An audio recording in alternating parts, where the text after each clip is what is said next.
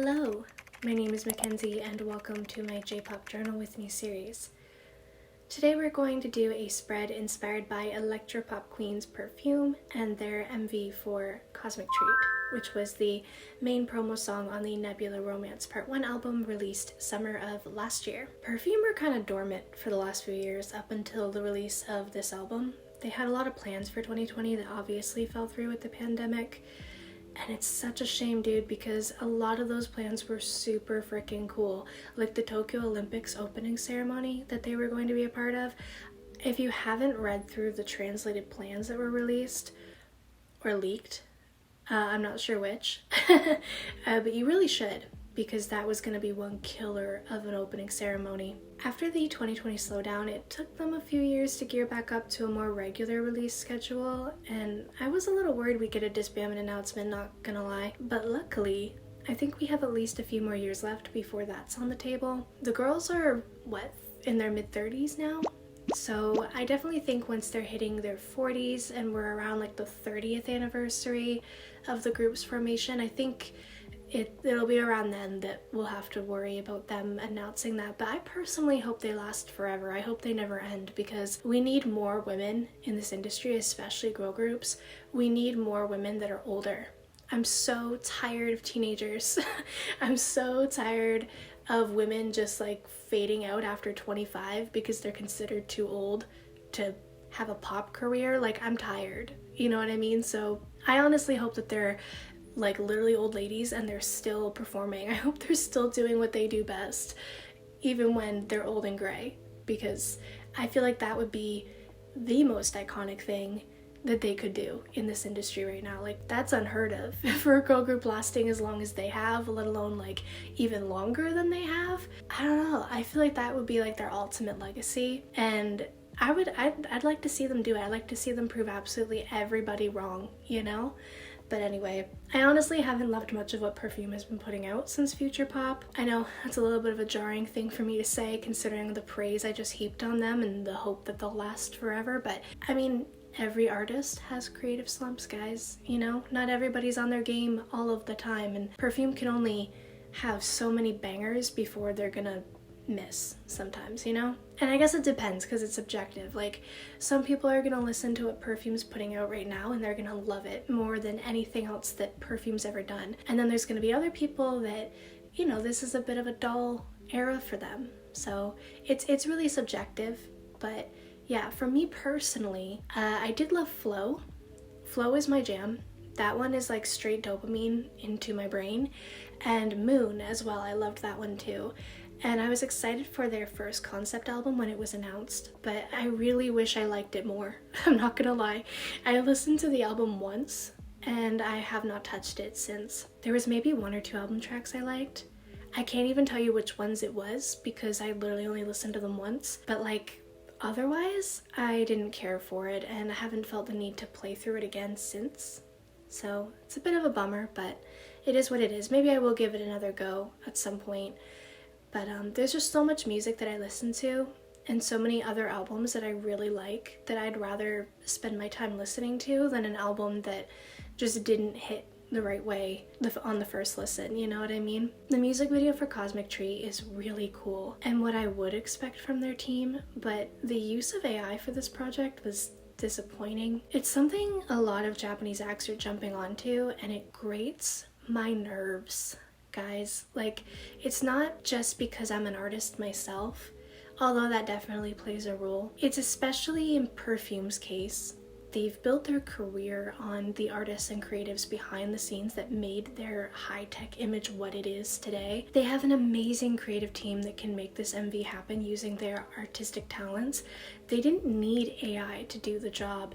Maybe it would have sped up the process, which I think is largely what it was, to be honest with you. During the pandemic and within a few years after 2020, they had a bit of a drought, so I think their team was just trying to push out something as fast as possible to kind of get the group back on track to more regular and very creative releases that would put Perfume back on the map. It's not that they ever left, but obviously the longer you go without regular releases, the public moves on and they forget. So keeping Perfume in the general consciousness of the public is pretty important. I just thought it was strange, considering how much of an emphasis has always been placed on the team behind them that does such amazing creative work, that they would even use AI at all, let alone like extensively.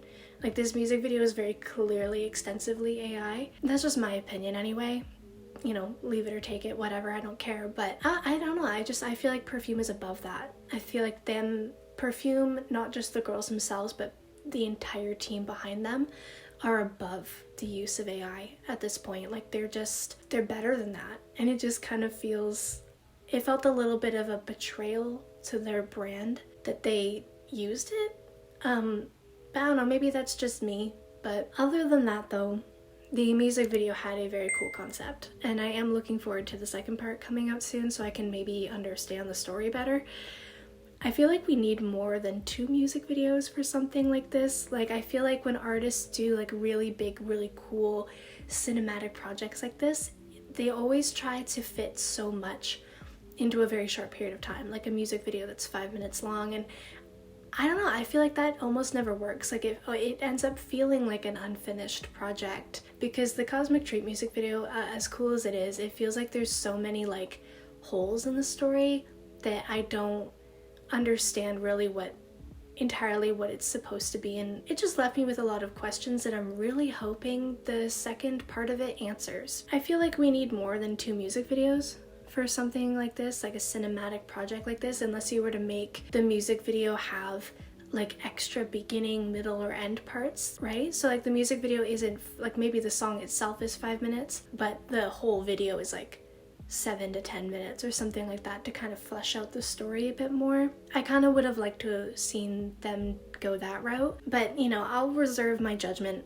until we see part 2, because I mean, until then I won't really know exactly where they're going with this, right? In terms of the song though, again, it's one of my least favorites off the album. I don't know why they chose it as the main promo song, to be real with you, because I don't think it is even the best song on the album. It actually didn't even seem to be a fan favorite either, so I don't think I'm alone in feeling kind of meh about it. But I do find the vocoder situation interesting. Nebula Part 1 was playing around with like softer vocoder on the vocals than what we usually get, but so far the singles for Nebula Part 2 has next to none on their vocals for the first time since their indie days. Like, that's crazy. I don't think new fans get how crazy that is. I like the change of pace, but it's also strange to have them pull back on an identifying feature for the group 25 years into their career, paired with the more natural everyday styles we've been seeing them in more often for ads and such lately. It's definitely an interesting choice. I like it. I just wonder what the thought process is behind it, you know what I mean? Like, is Nakata just getting tired of the vocoder, or is this just sort of to get people talking about Perfume and discussing it, because it is such a drastic, like, unheard of, unexpected change for them? I wonder if it's kind of a bit of a publicity stunt of sorts to get attention on Perfume for this release. I feel like I've been mostly complaining about stuff, so I'd like to clarify. It comes from a place of love, okay? Because I've been a fan since Spending All My Time, and I have high expectations for the group given everything they've ever done. Like, they set the bar high themselves. It's not my fault I'm holding them to it. Some things I did love about the release were the colors and styling for the music video.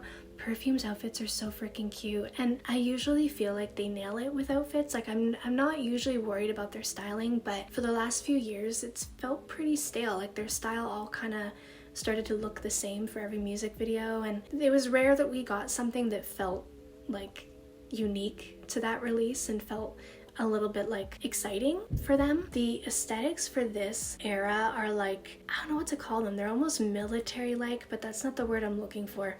Kind of like flight attendants almost. Like, they look like uniforms, right? And I think that they're really cute. They still feel very Perfume-esque. They still fit their usual image and their styling, but they feel fresh. I was getting really tired of the weird origami folds in their outfits and lots of pleats and the grays and that kind of thing. Like, I was getting tired of all of that, so it's been really nice to see them change it up this era. The music video and like the aesthetics for it are just chef's kiss, okay? It's so retro but futuristic at the same time, kind of almost like Jetsons. Like, it reminds me of like the way that they envisioned the future back in like the 60s. It's like it was very clearly very 60s aesthetics, but with just more metal and like shiny, like bright neon lights and shit. So I love it. I love it a lot. It just scratches an itch in my brain perfectly. Like the retro diner that Achan is in with the robot. I want more of that. I wish there would have been more scenes of the girls dancing there or something. Like, I would have loved that. I love the shot of Nachi in the car as well. It's just so, like, it's such a pretty scene, and for some reason, it's the part I remember first when thinking of the music video. It just really stood out to me. Yeah, I'm excited for Nebula Part 2 because so far I've liked all the songs that they've released as singles, especially Nebula Romance.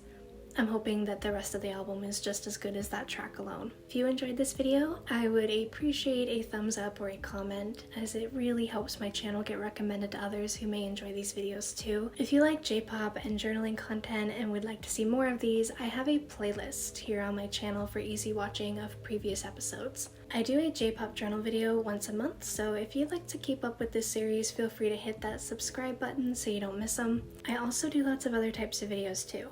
Mostly art and vlog-based content, usually centering around Japan and Japanese pop culture and entertainment, but you don't have to watch those. If you don't care for that kind of thing, no worries. Thanks so much for watching, and I will see you next month with a new J-pop journal episode.